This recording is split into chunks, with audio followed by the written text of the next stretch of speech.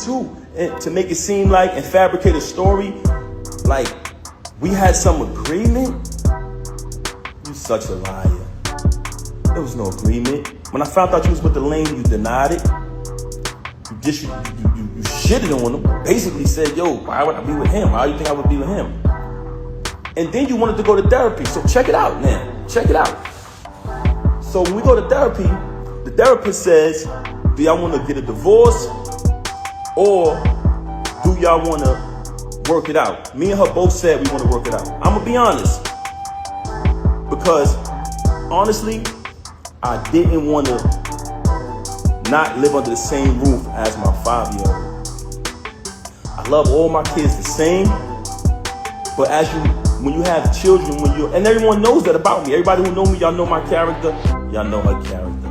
Very rude, very disrespectful, not just to me, to everyone. But that speaks volumes. I didn't want to we planned to raise her with both parents. That was the plan.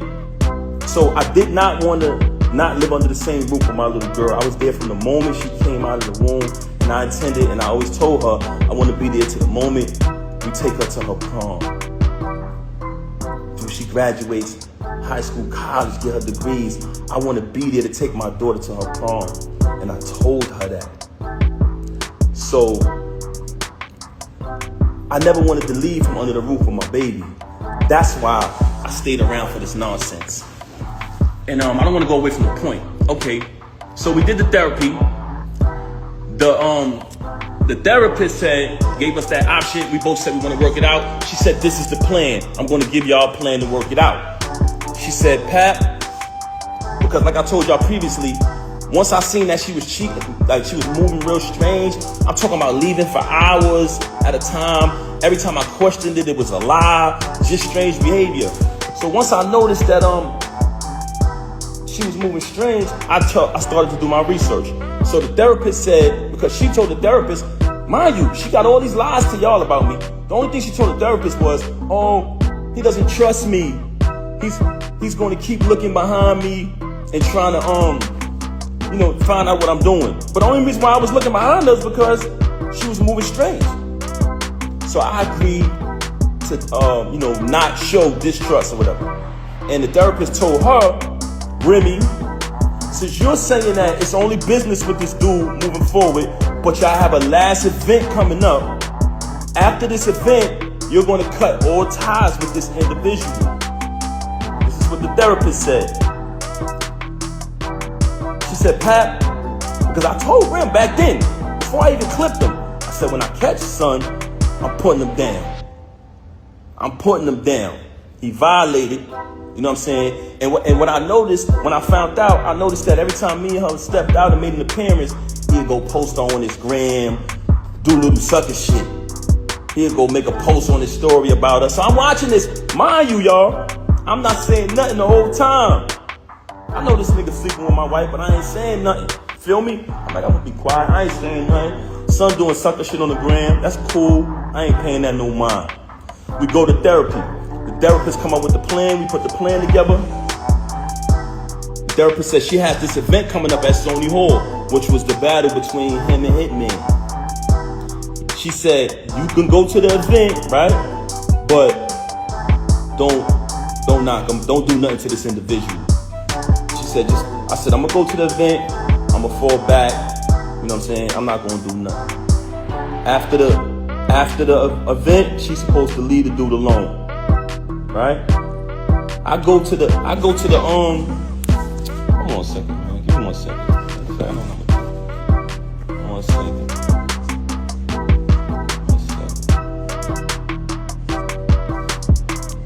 One second, y'all.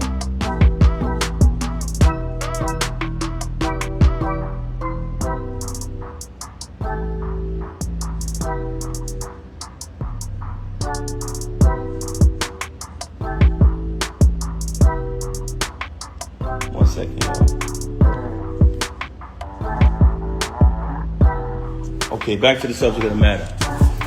So I go to the event. It's the battle with him and Hitman. Everybody there. Everybody remember that event. Y'all notice I never came on the stage, right? Never came on the stage, stayed in the crowd, fell back. Watched the entire little week battle, whatever, you know what I'm saying? On his behalf, because he trash. Watch him do his little trash battle. You know what I'm saying? So as I'm watching it, I never did nothing. When we left the battle, I went home with my daughter. She went home with the lame. Went home with the lame. Okay. She came home. She went home with the lane, stayed out all night, came home probably like the next morning. When she came home, after that, the baby is there. I ain't tripped. Kept it moving, kept raising my daughter, kept it pushing. Couple days go by, things a little peaceful around the crib. I reached out to the therapist, let her know what transpired. We went to the event, everything was everything. After those couple days, me, her, and my daughter, we all sleep in the same room. We go to bed. I'm saying it's bedtime. We sleep together in the same bed every night. As we sleeping in the bed, I fall asleep. My daughter's in the middle of us. So it's two beds in our room now at this time because she started doing weird things around the crib or whatever. So me, her, and my daughter in the same bed. It's another bed over there. I wake up, it's just me and my daughter in the bed. So I get up, I see her in the other bed. So I go over to the other bed, and as I go to the other bed, I notice that her phone is on. When I pick up the phone, I see the lame on the phone. You know what I'm saying? I said, okay, she on the phone with the lame. So after that, I woke her up. Hey, what's going on? This what you doing in here? This is what we doing? She started lying again, fabricating, this, that, and the third.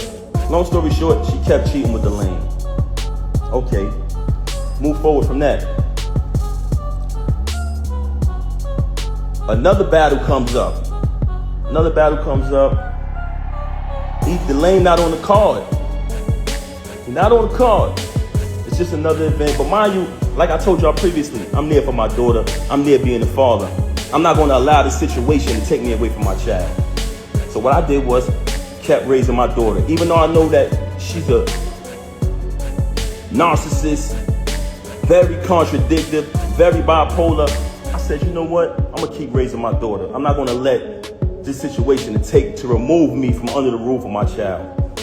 I kept raising my daughter, take my daughter to school every single day, doing everything a father's supposed to do. In the process of me raising my daughter, another event is coming up later on down the line. The lame is not on the card. Okay. She has the event. I'm going to the event because I go to all the events. I'm going to the event, but I'm hoping the lame ain't there. You know what I'm saying? Because I don't want to have to really put my hands on her. Cool. I'm getting dressed. She leave. They start the event. I'm still at the crib. I get dressed. I go to matter of fact, I can't even put that out there. Anyway, let me just say this. I found out the lane was dead. I said, she gotta be kidding. I done told you I'm gonna put this nigga down and you bring him to the event. I done told you numerous times, when I catch this nigga, I'm gonna put him down.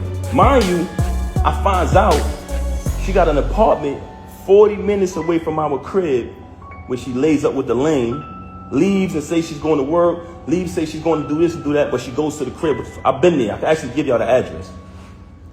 So she got this. She got another crib, and shout to. I don't even want to put this nigga under the bus, man. But this another individual who was married and got a crib not too far from the home of his family. But I ain't gonna put him out there. But she did the same thing, which was weirdo shit. So anyway, I go to the event. Now, I already know I'm coming there, I'm putting this nigga down. I'm gonna be honest with you. Truthfully, I really wanted to really hurt him. But I decided at the last minute, I said, you know what? I'm gonna just put my hands on this nigga. I get to the